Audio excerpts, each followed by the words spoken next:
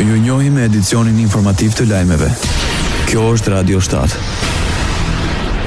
17 komuna pritet të shkojnë në balotazh në zgjedhjet vendore 2025. Komunat Prishtinë, Prizren, Gjakov, Gjilan, Dragash, Kaçanik, Klin, Fushë Kosovë, Mitrovica e Jugut, Obliqi, Peja, Raveci, Suareka, Vitia, Vushtria, Juniku dhe Kloti do të garojnë në balotazh në datën 9 nëntor. Në 21 komuna janë shpallur fituesit. Rezultatet paraprake nga Komisioni Qendror i Zgjedhjeve tregojnë se garën pa balotazh lëvizja vetëvendosje fitoi në 3 komuna në Podujev, Kamenic dhe Shtime, edhe Partia Demokratike e Kosovës fitoi në Ferizaj, Skënderaj dhe Hani e Lezit, Lidhja Demokratike e Kosovës fitoi në Lipjan dhe Ictok, ndërsa Aleanca për Ardhmërinë e Kosovës e siguroi fitoren në Deçam dhe Nisma në Malishev. Në Mamush fitoi kandidati për kryetar i Partisë Demokratike Turke të Kosovës, ndërsa lista e Ramiz Ladrovsit siguroi fitoren në Drenas.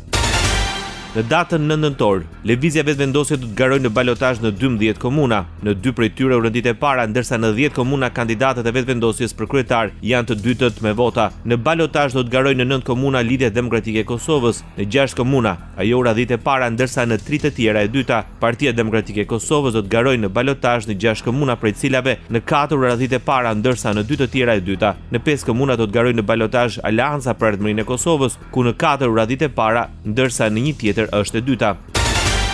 Kryetari i Partisë Demokratike të Kosovës, Memli Krasniqi, shpalli fitore në zgjedhjet lokale të mbajtura të diela në Kosovë. Në një deklaratë për mediat, Krasniqi theksoi se Partia Demokratike ka arritur rezultate të jashtëzakonshme. Sipas tij, ajo ka fituar numrin më të madh të komunave që në raundin e parë pa pasur nevojë për balotazh.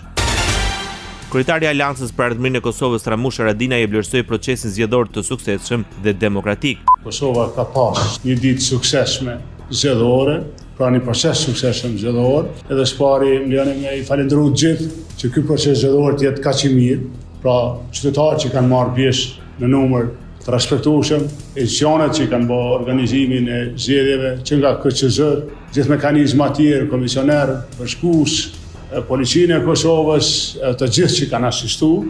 Haradinaj theksoi se Aleanca për Ardhmërinë e Kosovës ka garuar në 25 komuna për kryetar dhe në 28 komuna për asamble komunale, duke theksuar se partia ka shënuar rritje të numrit të asamblistëve.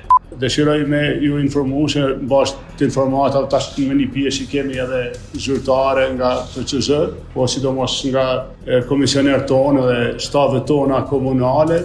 Pra Aleanca ka shënuar një fitore për quaj historike, për faktin se ka një fitore ma binse në komunat ku ka qeveris. Ai falenderoi komisionerët, vëzhguesit dhe qytetarët që mbështesin partinë këtë proces.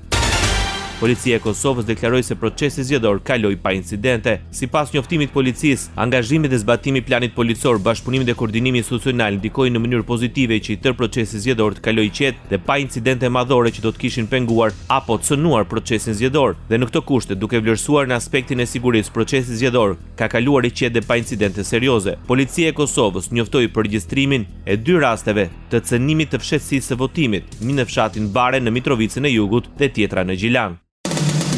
Ndoqët lajmet shkurt në Radio 7, zëri pozitiv i qytetit.